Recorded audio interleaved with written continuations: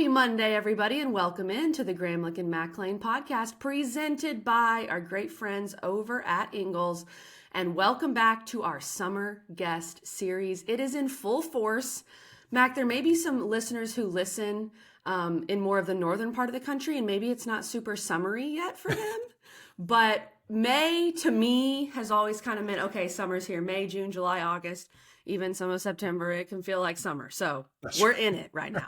We're in the thick of it. It's funny you say that, though, because, again, we're doing this early. KG is about to have the baby. At the time you guys are watching this, baby boy's out. He's living life. He's doing so great. It's so trippy for me to realize that. But yeah. We're going into the future a little bit, and it's weird. But so this past weekend, I was up in Bristol, and it was freezing cold. And I'm just like, God, how miserable. When I come back home, it's 80 degrees and beautiful. So it's summertime here in the South, and the summer guest list is absolutely rolling. We had Stanford Steve last week. If you missed that, go check it out. Some fun, just intel on his career, which is crazy to see. Really, honestly, two people relatively back to back here with Stanford Steve and Debbie, who created their careers. They had to find their own path, very unconventional, from the average person, I guess, that does this. So, it's very fun, and you guys will hear that in the story in the interview here in a second. No, Mac, it's a great point. And I say this, and I'm not flattering. I mean, I love Debbie, and Debbie's been a mentor to me and has been super helpful. And I'm not just saying this because this is her episode.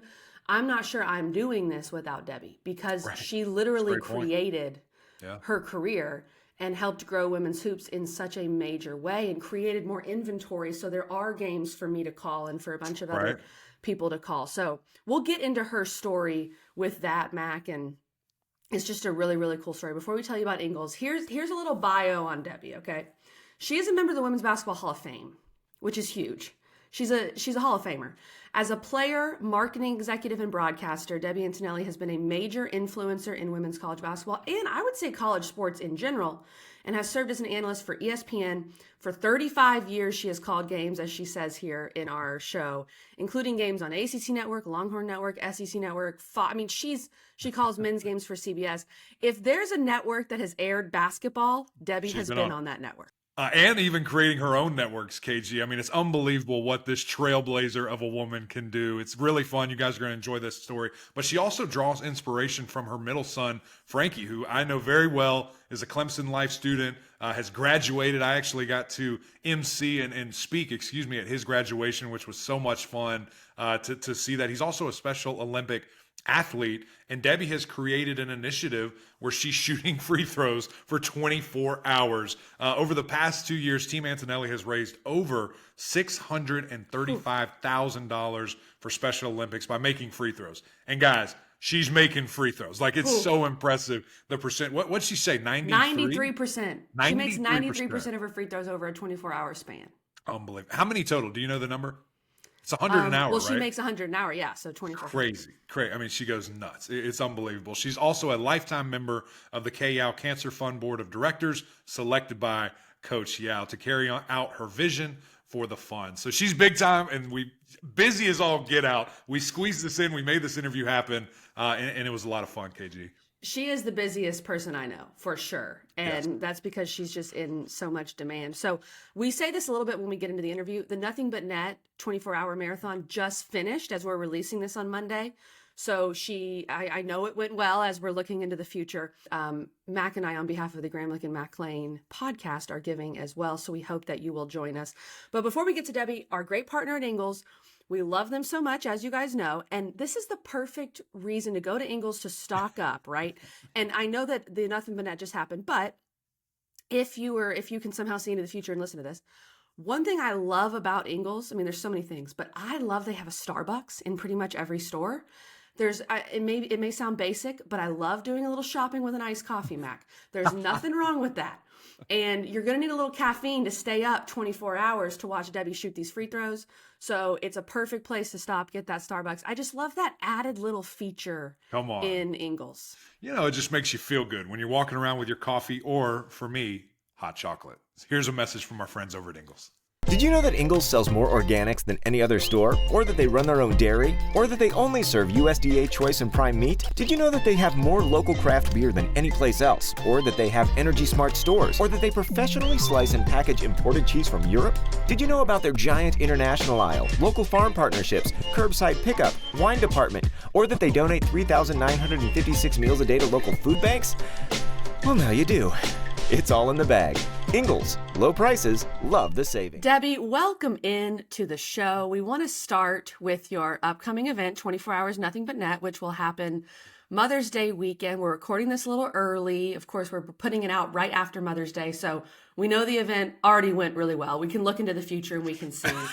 So we want to talk about so many things with you today and your journey to how you got to where you are now.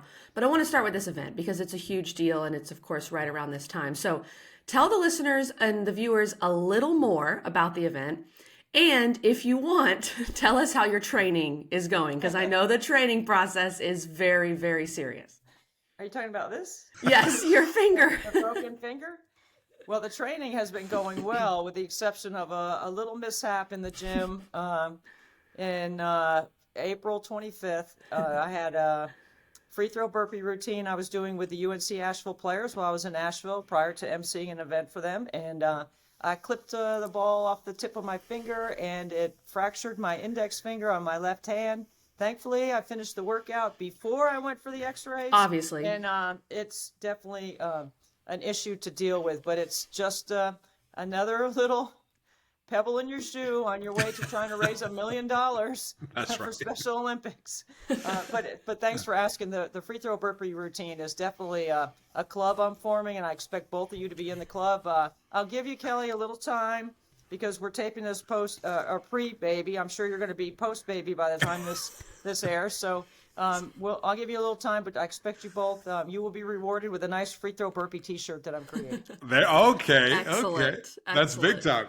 So, Debbie, just for those that maybe don't know, I know you could talk about that for hours, but jump into 24 Hours Nothing But Net, and why you decided to do it, how you came up with shooting for 20 till your arm falls off, all these different things, and we'll probably poke and prod about that.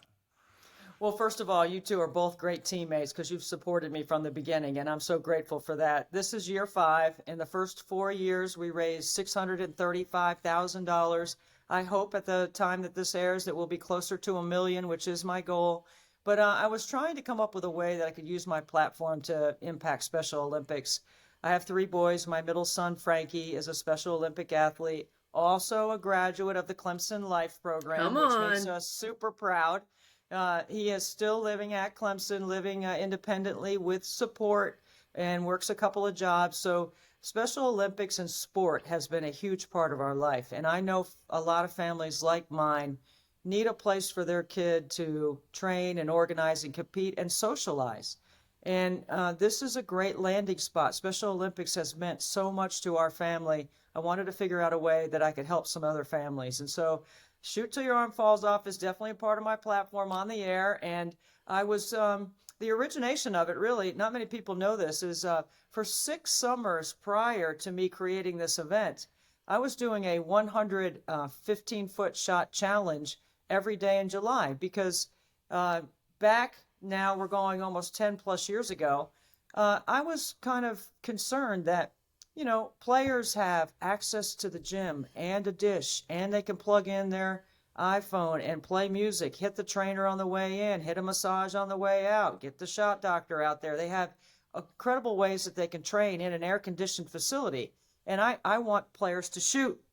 You can dribble and tennis balls and rubber bands and all that other training stuff that happens in our game, but the ability to shoot the ball on the women's side is so important. Yeah. So that's been my platform on offense. And for 6 years, every day in the summer, I'd wear a different college T-shirt, and I would go out and I'd make 100 15-footers in my driver or wherever I was, and wear that college shirt and then challenge that team. And I put a time on my shooting one day, and it was sliding across the free throw line from elbow to elbow, sliding. Now, I'm not going elbow to elbow. I'm sliding, like shoot, slide, shoot, slide. Right. So I had 1 ball, 1 rebounder, and I timed myself. How fast could I make 100 free throws sliding on the free throw line.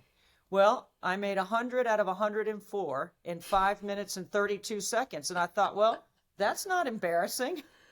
That's actually, this is like 10 years ago. That's pretty darn good.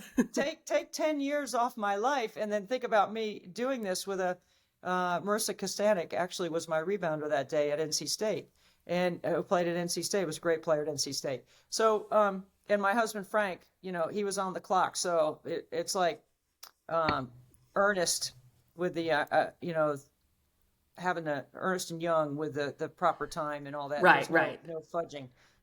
He wouldn't give me a second, honestly. But the challenge was starting to get stale because coaches loved it. They were talking about it, but I needed something different. And I figured, why don't I figure out a way to monetize my shooting? Because I'm still shooting it. How can I monetize it? And that's how my friend ran the New York City Marathon. I was like, I'm intrigued by the word marathon. I can't run the marathon. All right, let's try this free throw shooting marathon. I called Special Olympics South Carolina, and they were like, okay, let's try it. Wow. And that's sort of that's the basic origins of it without getting too deep in the weeds. That's awesome. Yeah, I didn't know the way back origins of it, Debbie. That's really cool. And we know, of course, we'll put this out right afterwards, but we know it went very well, even as you push through a little bit of a finger setback. But let's start at the beginning of your story if we can, Debbie. And I know your story pretty well, but I want our listeners and viewers to know it. You were a standout basketball player at NC State, played for the legendary head coach, Kay Yow. And of course, you're now a lifetime member of the Kay Yow board.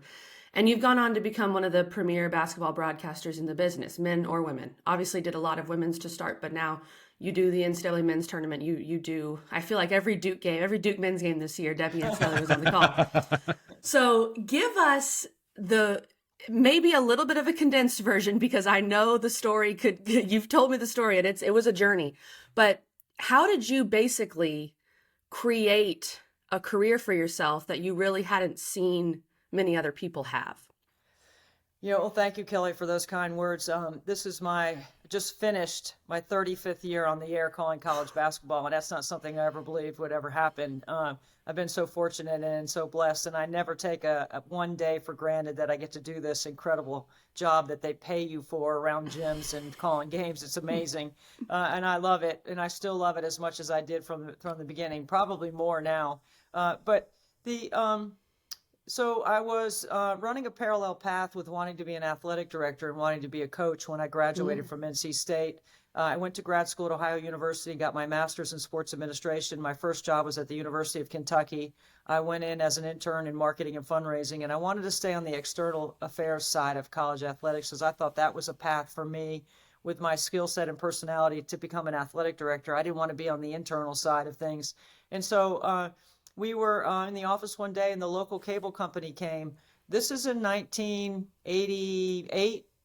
ESPN is a little over 10 years old. The only women's basketball game on television is the CBS National Championship. Never crossed my mind that could be a career opportunity or a path. I never saw any women's games on TV. I never played on TV. So It was an interesting time when they came and said, the local cable company, we think we can produce sports. And we said, well, let's try a women's basketball game. I was 23. I did the game and I was like, hey, this is pretty cool. And then it turned into me being able to, through my 4 years at Kentucky and then my 4 years at Ohio State, when I got to Ohio State, my time at Ohio State coincided with the great Katie Smith. And Ohio State was already a very good women's basketball program with a following. And so when I got the job at Ohio State as the director of marketing and licensing, I was 27 years old. I went down to the local cable company and I asked them if they could produce sport. And they said, we don't know. We never tried. I said, well, tell me what it would cost. Figure it out. I'll sell it. We'll put the games on. And that was the launch of the Ohio State women's basketball television network. And it kept me on the air. So it was I did my job, but I also got to call the games. And that just kept me alive in the industry. And then after our first son was born, I decided that I didn't think I could manage my job at Ohio State the way I had managed it with travel and everything. And let's give this TV and radio thing a full-time go. And it was, it just worked out. I mean, it's incredible, a path that I had to create for myself that if I hadn't made those choices or hadn't been put in those positions. Thank the good Lord that I was able to make those options available for myself and for Ohio State. And it really, from a career standpoint and from a director of marketing licensing standpoint, it definitely was right in line with marketing and promoting the women's game. And when you sit in that seat as a director of marketing and you have 31 head coaches, that not football and men's basketball as much, but you have the other ones at Ohio State, which at the time was the largest athletic department with the largest budget. And I'm talking about like 91, 92, when it was 31 sports and a $33 million budget. Now it's like $330 million. So it's changed significantly. But it's something I look back on now and go, wow, I'm really fortunate that it worked out so that I could be sitting here today. Wow. I mean, that's incredible. KG's going to jump into some more change that maybe we've seen with college athletics here in a second. But I mean, to go from creating your own lane like that to ESPN, like when and how did that happen? When you're on with those guys. So, I've been on the air for 35 years, as I said, but the first 28 years of my career had zero security. I did not have a contract like we have contracts today with ESPN. I was working for all these different networks, and I was literally calling a game a night. I mean, my schedule at one point with 3 kids, which thankfully I have a great husband who is supportive of what I'm doing, but my schedule would be like this. Thursday, I would be in the SEC. Friday would be my travel day to the Big 12. Saturday in the Big 12. Sunday ACC. Monday ACC. Tuesday Big East. Wednesday back to the Big 12. Thursday in the SEC. And I would go on that rotation, and there would be like 3 weeks where I would have 14 games in 16 different cities, or 14 games in 16 days in 14 different cities. So wow. It was an incredible run. Like I was on the air every night, and then I'd get to a point where ESPN would call me and say, hey, can you do this game? And I'd say, well, I already have one. So I never ditched what I had to stay loyal to the packager and the conferences to take ESPN. And there was a point where ESPN was only doing about 80 games on the women's side. I was doing 80 by myself, so there wasn't enough inventory for them to hire me. And then finally, I got the great opportunity to work for ESPN in 2017 when they hired me full time, and that's been, it's been an interesting path to get to that. But that time during the first 28 years when coaches get ready to go to those spring meetings and they could say, you know what, that Antonelli, we don't like what she talked about, we don't want her anymore. That could have very easily happened for me, and thankfully it didn't. Wow. I mean, just straight up traveling the globe, the United States, finding a way to call games, the grind there, Debbie, I can't even imagine. So I want to ask you kind of a broader question here. And I've asked my mom this a little bit because she played tennis at Duke around the time that you played basketball at NC State. And she tells... All right, thanks for doing that right there. No. I actually think, no, you are a few years younger. You are definitely younger. But she tells us, I mean, they didn't have, there were so many things they didn't have compared to, she would take a white van down to Tallahassee and we flew on a private plane. Like the difference is just amazing. So from you playing in the early days of Title IX to now and covering it so closely, and now we're officially in the NIL world, like it's changed so much. How do you feel college athletics has changed, and what do you feel remains the same? Well, I don't like when people say that hard work and determination and perseverance are old school traits. I hear that a lot. Or I don't like it when you see a player that's early for practice and stays late and they think that that's exceptional. I think that's what you should be doing. So that's the part that I don't really like to give a free pass to anyone on that, because we forget that you are on a full scholarship and you will not have debt from your academic work, right? So that is one thing that as a parent paying 3 tuitions, makes me appreciate it even more. Our time at NC State, we had the best of the best at that time because we had Kay Yao and Norlin Finch, and they made sure that we had what we needed to compete. And but when we flew one time in my 4 years, charter to Iowa, not charter, commercial to Iowa, and I remember distinctly this one time when we were playing a doubleheader with the men at Clemson, and we load the buses behind Reynolds, men's bus, our bus. We all load up. We both leave. We get to the RDU exit. The guys go. We keep going. Wow. And we arrive at the hotel basically the same time.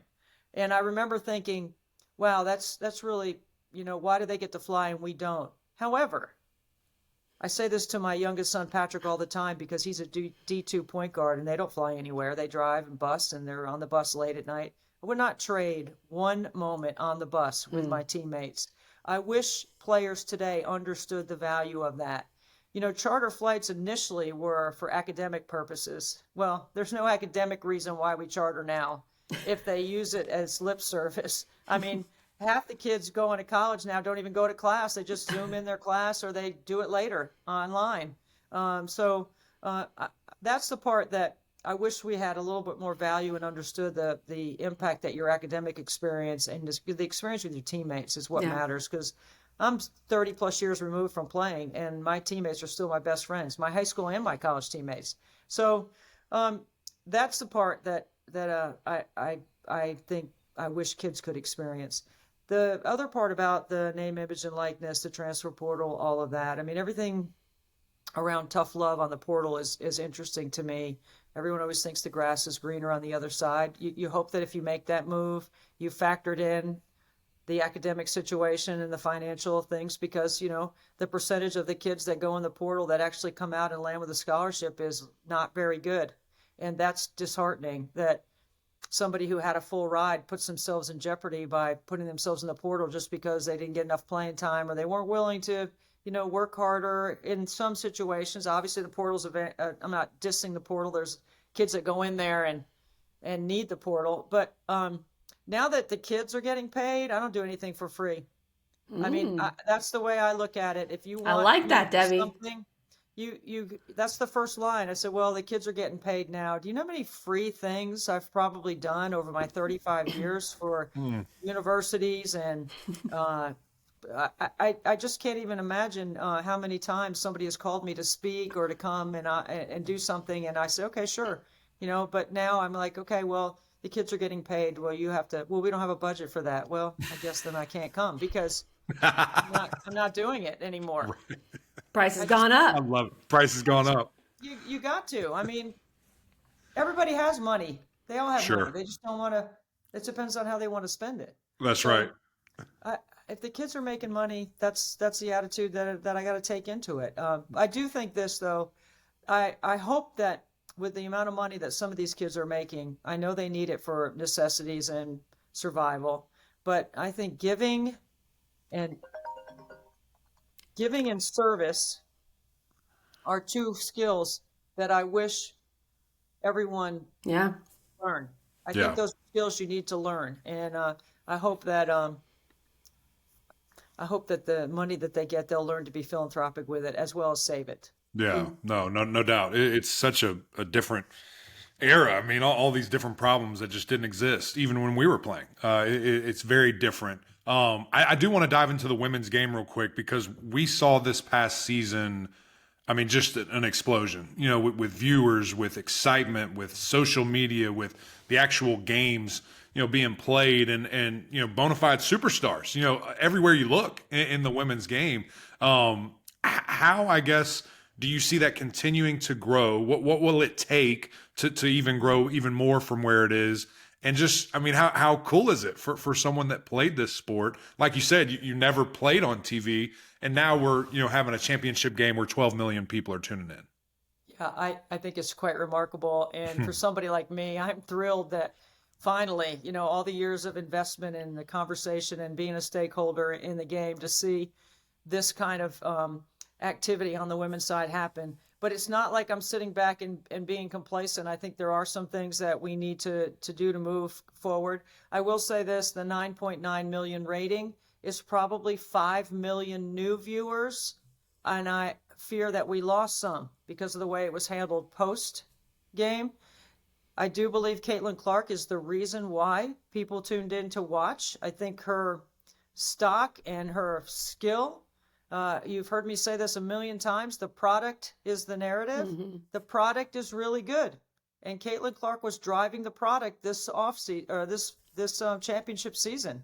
Now, Angel Reese obviously had something to do with it as well, but her celebrity came after. Caitlin's celebrity was already what built us to the 9.9. So I give her a major props for that, and not just the way she plays, how hard she works, how she handles her responsibility in the media, what a great ambassador, how much she cares about the game.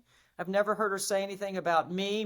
It's always team, and she leads with that. And so she is really a textbook study in popularity and celebrity and how to handle it, because she's done it so remarkably well and seems unbothered by the additional pressure that comes with the responsibility that she has gained. Mm-hmm. And she takes that very seriously. And I consider myself to be have a good relationship with Caitlin, and it's something that I've built over time with her. It wasn't just that all of a sudden she became great and I started paying attention. I've been paying attention to her for a long time. So she's a remarkable person, but I think there are a lot of things that we can do. Now, I've always said, the product is a narrative. The price, the promotion, and the place come after. You can try to, I use an example of if you go to the grocery store and the end cap has a great spot where they have a special product and they put a price on it and a promotion, and it's just a crappy product. It doesn't matter what the price, promotion, or place is. You're not going to buy it. Mm-hmm. So the product's really good on the women's side, and I've been saying that for a long time. But building individual household names is really critical to the success of the women's game. Completely agree. And I think we saw that this year. There were arguably at times more household names on the women's side than the men's side. And that's why people could get into the women's side as well. Yeah, but, I don't think that's even an art. I think it's just a fact. I mean, when you look at that, I mean, I'm watching this tournament for the men's and I'm just like, who are these people? Like, who is this? And I'm watching the women's. I'm like, okay, 1, 2, 3, 4, 5, like all these super, and even the crazy thing that I saw, a statistic, I can't remember if it was NIL or I think it was social media following. Yeah. The women dominated. The first guy was at 8. So the excitement is all there. And I just, even before I had my daughter Amelia, I've been, such a supporter of just sport. And we talked about this on your podcast, Debbie, but to see it growing at the pace that it is very exciting. Very exciting. Well, for the longest time, I've had so many TV executives and people that I hold in high esteem that have counseled and helped me throughout my career talk about, building stock in individuals, like building some star power, like who are the top 5 star power players in the ACC on the men and the women's side, and how do we build around them so that we can promote the game, especially on the women's side, because you need to figure out what's the best way to put them in a position to show everyone how great they are. Like, how do we do that? So, like Kelly, you do that in studio when you're in studio on Thursday nights. We're talking star power, a lot of it.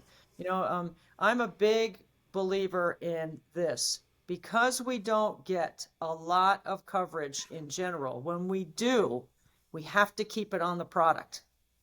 I don't want to see some silly stuff going on when we need to be talking about how good a player is, a breakdown of their skill set.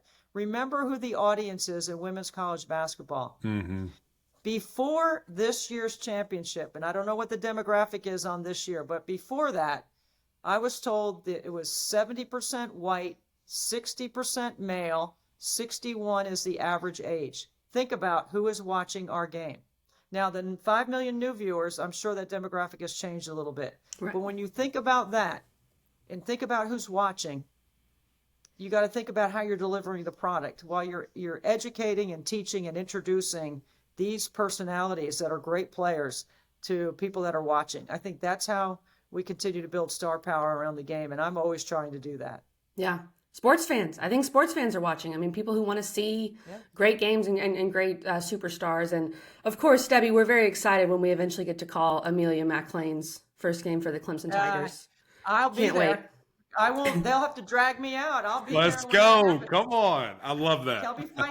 Kelly and I will be both analysts on the game. Maybe we'll just skip the play-by-play. We'll just both call it. Who needs it? Yeah. Debbie and I are calling Amelia's first game. There's no doubt. Okay, well, this is the perfect segue to Mother's Day then, because we're putting this episode out right after Mother's Day. And you brought up that grind you had where you were doing, 7 games in a week, and you have 3 kids. You have 3 boys. And I'm very interested in this answer because the advice I think is going to be huge. And of course for Mac too. And I've seen Mac balance it and I've been very impressed so far. Mac's kind of given me hope that, it can be done. And of course you too, Debbie, but give me some advice. Like, how did you handle, especially when your kids were young, still being able to be 100% into your career, but also 100% mom? Mm-hmm. So I haven't slept since 1995. That's the first thing I would say. Okay. When Joey was born, the first one, and I have not had a day off, and I'm not looking for one. So let me just say that right up front, so you know how my mind works. Like, I'm not looking for. Perfect. To this day, still, I'm not at the beach with a chair and a book. That has never happened for me yet. I don't know when that will happen. I'm hoping maybe this summer I could just put it in my schedule and go down to the beach. I live less than 5 miles from the beach. You'd think I'd be at the beach all the time. I don't like to use the word balance. I use the word rhythm. There's no balance. There's never going to be a balance. If you're looking for 50-50, because that's what balance would be, right? If you're thinking about the seesaw, it's not going to be like that. So you have to have a rhythm. So the rhythm for us is just the way we've gone about operating Team Antonelli. I always had somebody at the house every day that would work for us and help with the kids. Frank and I had a deal that when I was gone, I just asked him if he would be home for dinner and get him to bed.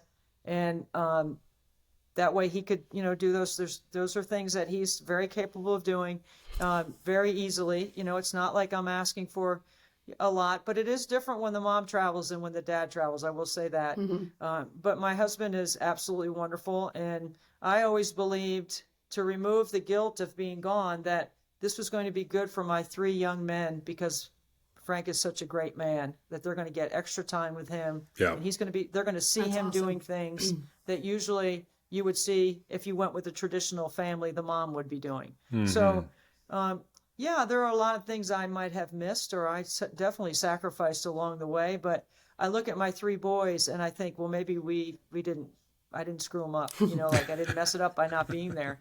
And then when you add Frankie and the extra that comes with that, there has to be an additional level of willingness around the team, including the advocacy inside the public school system and everything to fight for him to have what he needed.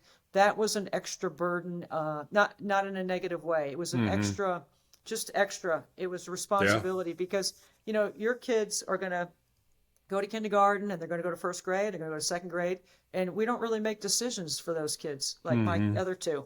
But for Frankie, every single thing is a decision that you have to decide how you're going to manage it, navigate it in the IEP and the special education world, which I'm not an expert on it, but I acted like a lawyer most days when I went to the school just because. And I think the rhythm is the key here. And just, the other thing I would say is if I could go back to my younger self, I wish I would have enjoyed and not been stressed over every single thing about my kids and my career and everything else. I think it probably took years off my life because, like I said, I didn't sleep. And if I had a game and I was home, the first place I'd stop is at the school.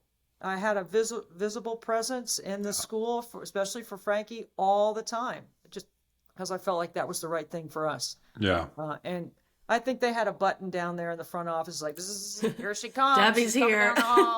Alert, Debbie alert. But I also, this is a little unknown. I'll share this with you. I never looked at it like me against them. It was together, and we needed to build the team. And I learned from some of the great coaches and communicators in sport how to manage a team. So when I would be in the gym listening to how a coach would talk to their team, or what were they emphasizing, or what were the key things, and what are 3 really important things or outcomes that we need to have, not 15. And I would drill that with our team around Frankie.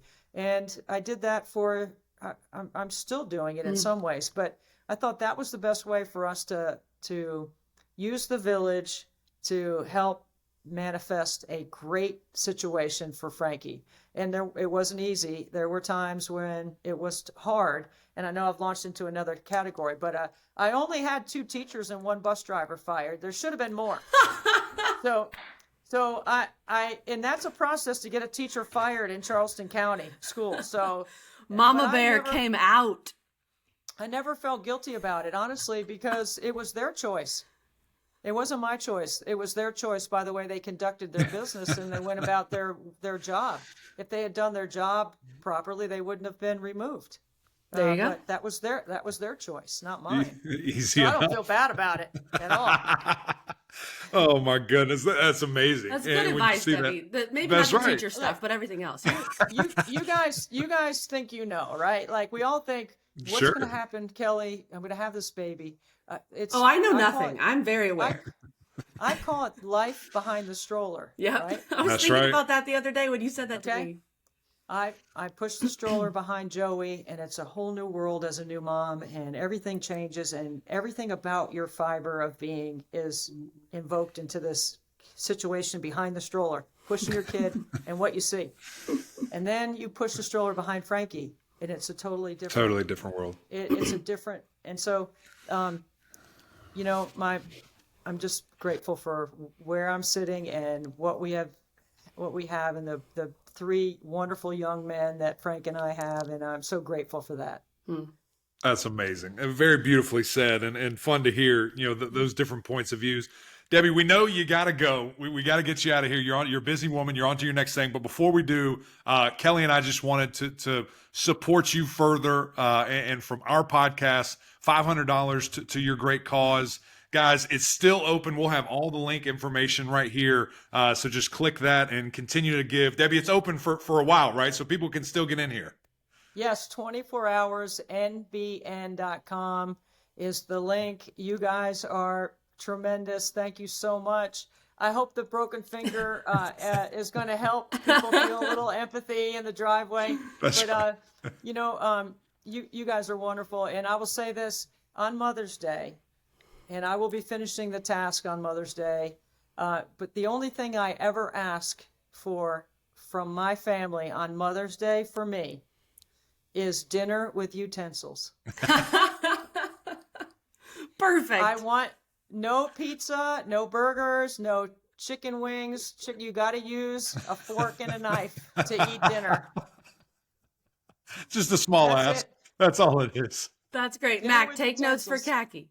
I've got it. We've got our first Mother's Day coming up. You'll see. It's not an easy quest. It's a challenging quest. Debbie, this was so much fun. We're so grateful for your time. You got to get out of here. Thank you so much for joining us today. Thank you so much. Both of you guys are brother and sister. You're peanut butter and jelly. I love you both, and I'm so grateful for your support. Thank you. And I'm really, Emac, I love you, but I'm really proud of Kelly. She's done a marvelous job. Me too. And I know she's coming up next, and she's clipping at my heels, and she's chasing me down, and I love it. I keep pushing me, Kelly, and I hope we get to do something together.